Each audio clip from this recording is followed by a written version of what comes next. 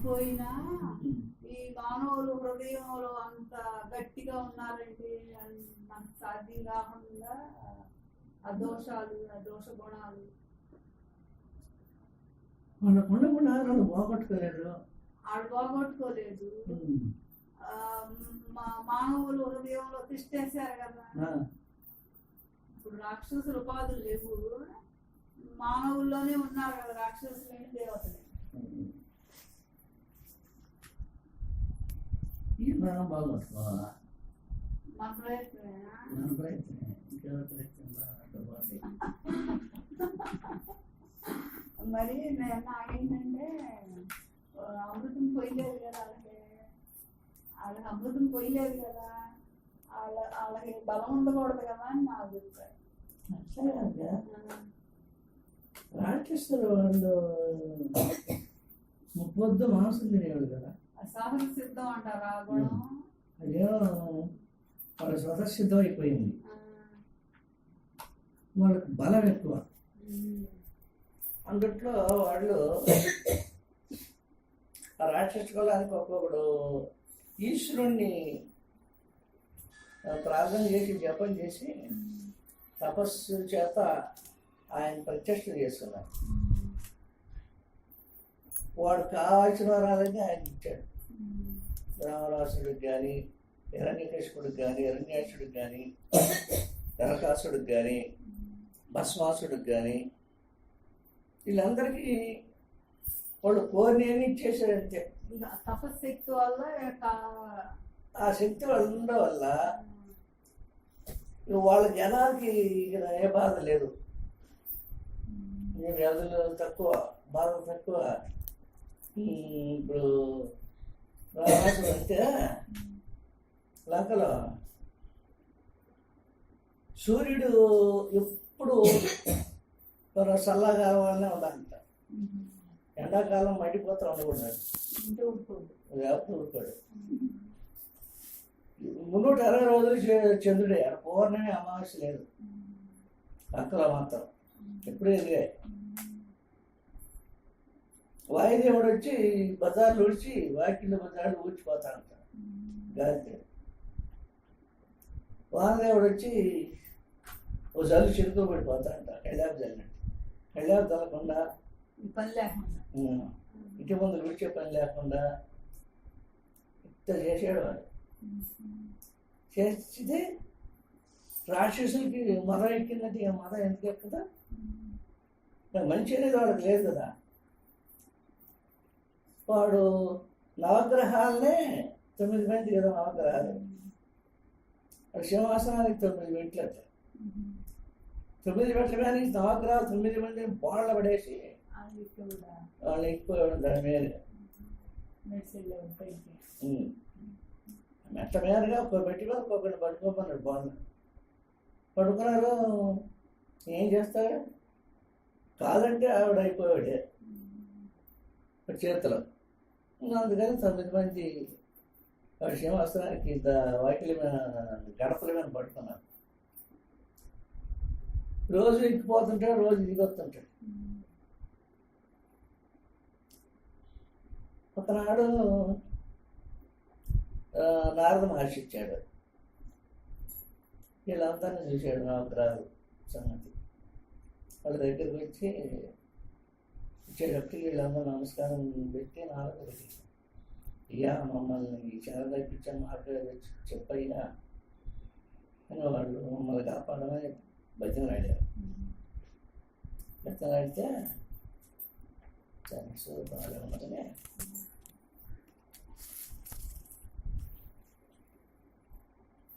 మరుసనాడు సింహాసుడు ఎక్కడానికి వస్తున్నాడంట. దగ్గరికి వచ్చాయట. దగ్గరికి వచ్చిన తర్వాత రావణ మనవాడు, నారదుడికి మనవాడు అవుతాడు. మనవాడా, ఏడలో నాకు ఒకరి మీద మంచి కసి ఉంది, వాడిని బాగా పక్క అన్నాడు. ఈ ఊడిని అన్నాడు. ఏడో ఓడు శనేశ్వరుడు. వాడిని ఎట్లా చేస్తామంటే బాడలు పడి తొక్కడం కాదు, దోడ పడేసి ఈ మీద తొక్కడం కాదు, ఎల్లికలు పడేసి బెండి మీద నడుచుకుంటావు తొక్కుతావు. అప్పుడు నా కసి తీరుద్ది, నా కసి తీసినాడు అవుతాను అన్నా. అదంతా పని అని అనుకున్నా. సరే అన్నది పోయి పోతున్నాడు, ఎక్కుతా పోయాడు. ఏడో వాడు శనేశ్వరుడుగా సరే తిరిగి ఎన్నికలు పడతారా అన్నాడు. కానీ నేను చేస్తాను తప్పింది ఎన్నికలు పడుతున్నాడు. రెండు కాళ్ళు పెట్టి ఒక కాలు పెట్టుకుంటే ఎక్కే పోయేవాడు అందరి మీద ఎవరికి. ఇప్పుడు రెండు కాళ్ళు పెట్టి నుంచొని వెనక్కి తిరిగి రాదా చూసావా అని అంట. చూశాను స్వామి అని అంట. ఈడు కూడా కింద పడుతుంది వెళ్ళి కదా, చూశాను స్వామి అన్న అంట. అరే నువ్వేంటే చూశాను అన్నావా, ఏం చూశాను నువ్వా అందులో గడ్డి వాడంటే రావణాసుడు. అయ్యా ఎన్నాళ్ళ నుంచి మమ్మల్ని పడేసి తొక్కుతున్నావు, నీ దర్శనం చేసుకున్నావు అంటే ఒక్కసారి కూడా కావలేదు, ఇయ్యాల నిలువెల్లా నీ దర్శనం చేసుకున్నాను నేను, సంతోషం ఏంటయ్యా అన్నాడు. నేను పోయి సింహాసనం కూర్చున్నాడు, అయిపోయింది ఇక. ఆ సూచన అన్నట్టుగా పెట్టాడు ఇక శని ఆ పట్టడానికే నాడు డ్యాన్ వేసింది. ఏడో కూడా తప్పకుండా అందుకే రెండు కాళ్ళు వేసి తొక్కితే కానీ అది ఆకాశ తీయదా అన్నాడు. ఇక నా నుంచి పట్టాడు శని. ఇక నా వాడు వాళ్ళకి రావటం తిరగటం అడిలో వాళ్ళ చెల్లెలు ఒకటి సోరపండుకి ఒకటి వాళ్ళు తిరుగుతుంటారు అడవుల్లో. రాముల వనవాసానికి వచ్చాడు, అది 14 ఏళ్ళు వనవాసానికి. అక్కడ సీతమ్మ వారిని చూసింది ఈ చెల్లెలు సోరపడక. సీతమ్మ వారిని చూసి బాగా చక్కదనంగా ఉందనుకుంది. పోయి తమ్ముడు చెప్పింది, అయ్యా దిగురా వీళ్ళందరూ వాసు కన్నా అక్కడ ఒక శ్రీమంతుగా చూడచక్కగా ఉంది, ఆమె తెచ్చుకుంటే నీ లంక ఇరిగిపోద్దిరా అని చెప్పింది. సరే ఆశపడ్డాడు ఇక. ఆశపడి నేను ఎట్లా చేయాలి ఇప్పుడు, రాముల వారే లక్ష్మణస్వామి అక్కడ లేకుండా చేయాలి. అక్కడ లేకుండా చేస్తే నాకు చేస్తానికి తీసుకురావడానికి వీలు లేదు అని ఒక బంగారు జింక అవతారం అర్థమన్నా. మారీచుడు బంగారు జింక అవతారం అర్థమన్నాడు. ఎందుకయ్యా అన్నాడు. వింటలేదు, నీకు చెప్తే అర్థమన్నాడు. నా పని అయిపోయింది అవుతాయి అనుకున్నాడు వాడు. అక్కడ పనశాల వేసుకొని ఉండాలంట లక్ష్మణ సీతమ్మ. అక్కడ పోయి ఆ పనశాల చుట్టూ గంతులేసి తిరుగుతుండు, గంతులేస్తూ పోయి అది ఇటువంటి తిరుగుతుంది దాని ముందర. సరే అలాగే నువ్వు చెప్తే ఇంకా కాదంటే అది లేదని పోయినా అంటే జింక అవుతారా అయితే బంగారు జింక. దాని ఒళ్ళంతా బంగారం మెరిసిపోతుందట, తిరుగుతుంది. సీతమ్మ చూసింది, రాములవారిని అడిగింది, స్వామి అదిగా ఆ బంగారు నీడి బాగా భలే అందంగా ఉంది, దాన్ని నేను ఇదిగా రాకుండా నాకు పట్టించారమ్మ. చూశాను, బంగారు లేడు ఎక్కడ ఉంటే ఎక్కడ ఉండదే ఏంటి ఇక్కడ కాదు స్వామి నేను చూశాను.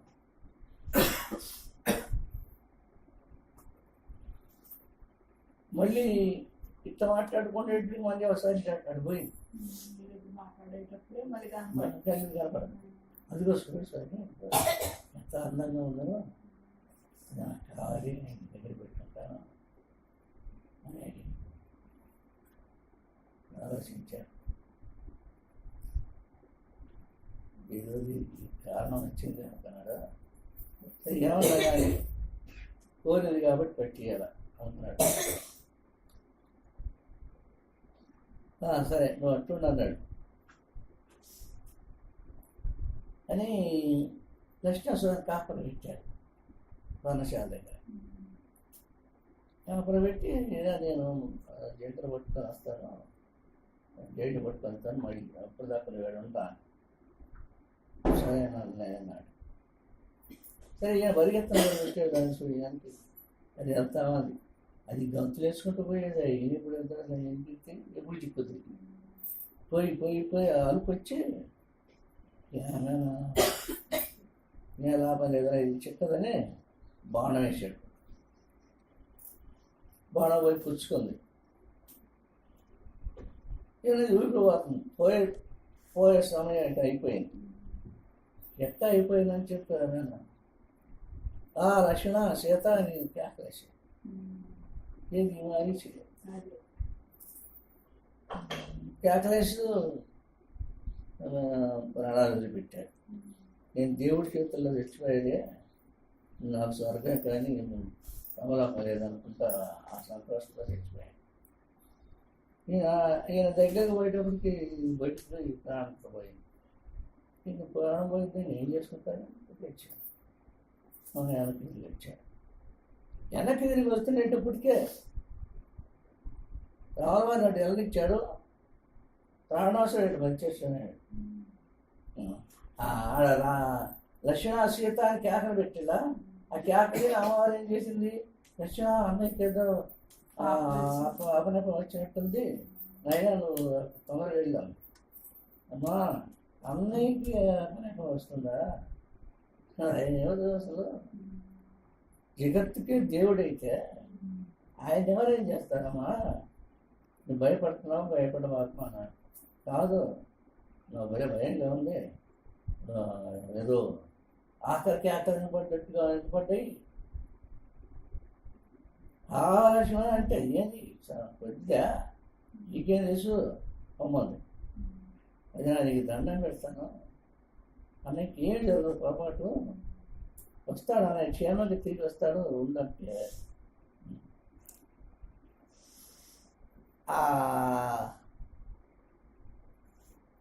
ముర్షి దేవత ఆ కార్యం జరగటానికి అమ్మవారి నోట్లో ఒక మాట వెలిపించింది. ఏంటి, మీ అన్నయ్య పోయాడు, నేను వాడు వస్తాడు అంటున్నావు, మీ అన్నయ్య పోతే నన్ను ఎలుకొని వాళ్ళని ఉంటావా అని ఈ మాట.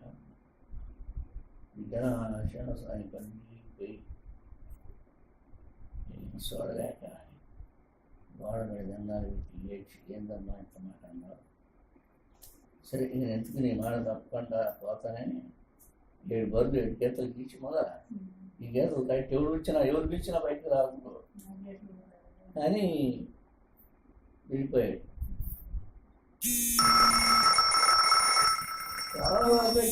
ఇంకా పోతాను అన్నాడు.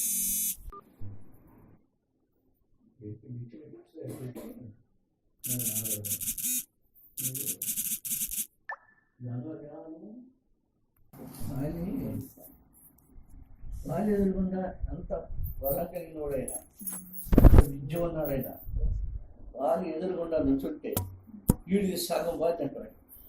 వాడి అంత వరం ఉందంటాడు. వరం అనేది తీసుకున్నాడంట. ఎంతటి బాధ్యుడైనా సరే వాడి సగం నాకు రావాలి.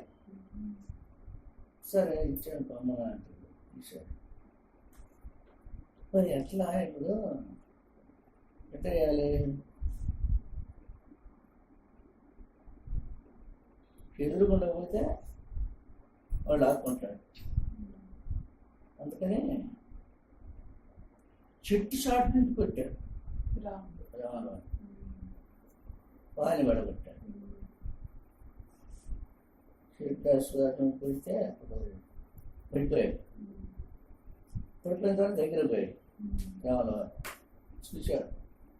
మహాదేవుడు స్వామి నేను నిన్ను ఎరకపోతే నీ గుర్తు ఎరకపోతే నువ్వు ఎందుకు నన్ను పెట్టావు, నేనేమో అపకారం చేశాను నిన్ను, నీకు నా మీద నీకు ఎందుకు కసి పుట్టింది, నన్ను చంపడం కారణం ఏంటి అని అడిగాను.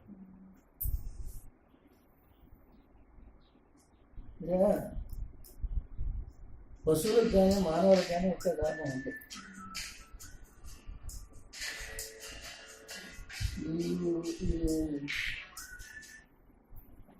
జాతిలో పుట్టావు కానీ నీ ధర్మాన్ని గట్టి పాటిస్తున్నావు, నడుస్తున్నావు. అది ధర్మం కాదు, అందుకని పుట్టాను అన్నాడు. అయితే చెట్టు చాటుని పట్టడం దొంగతాను కదా, అది దొరకని ఎట్లయింది, అది మహా తప్పు, నీకు తెలియదా?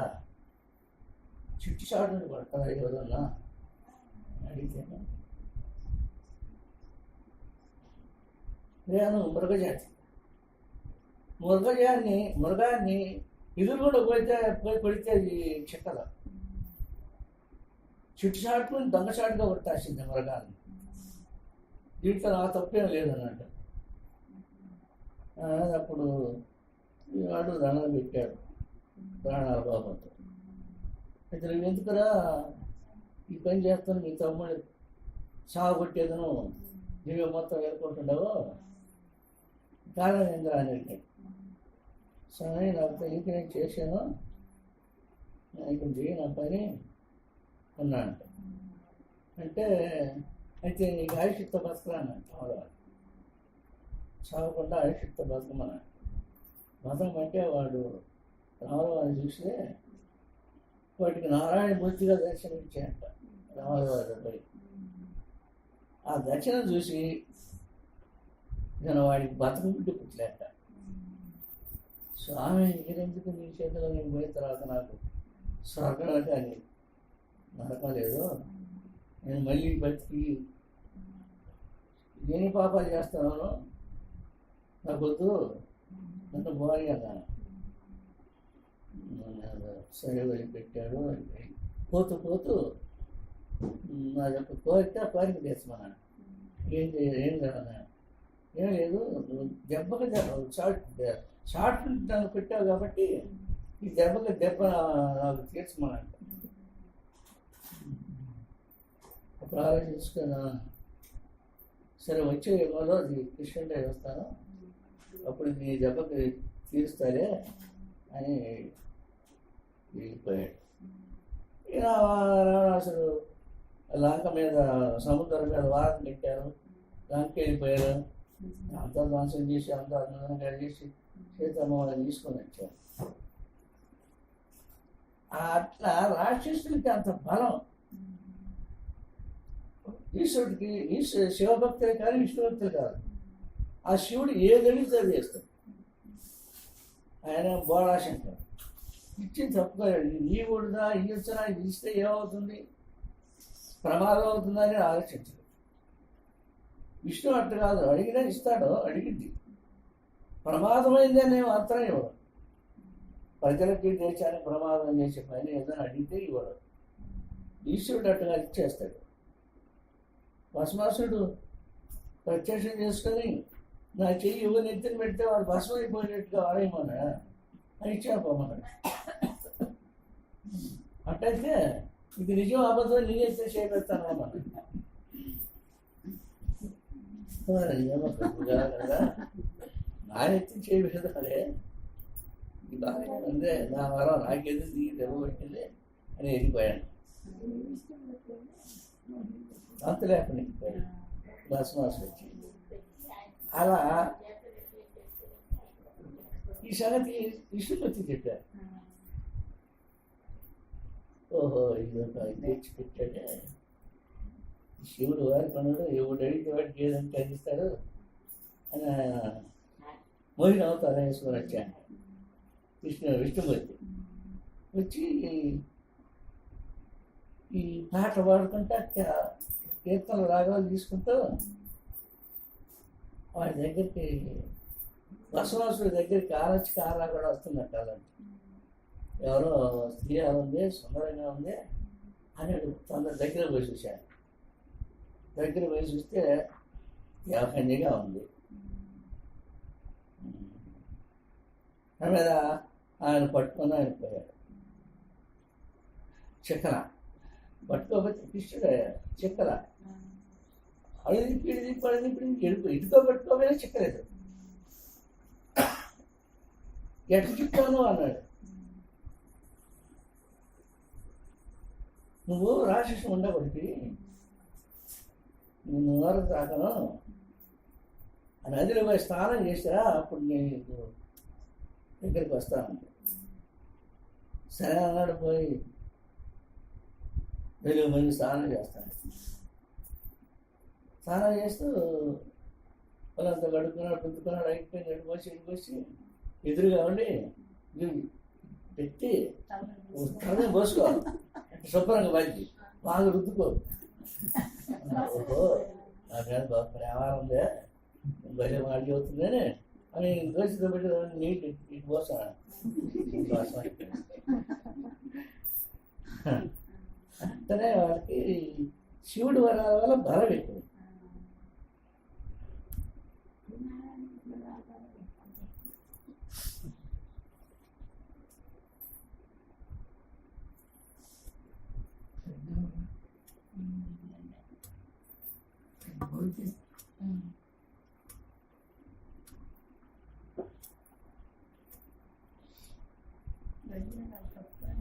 భౌతిక స్థితిలో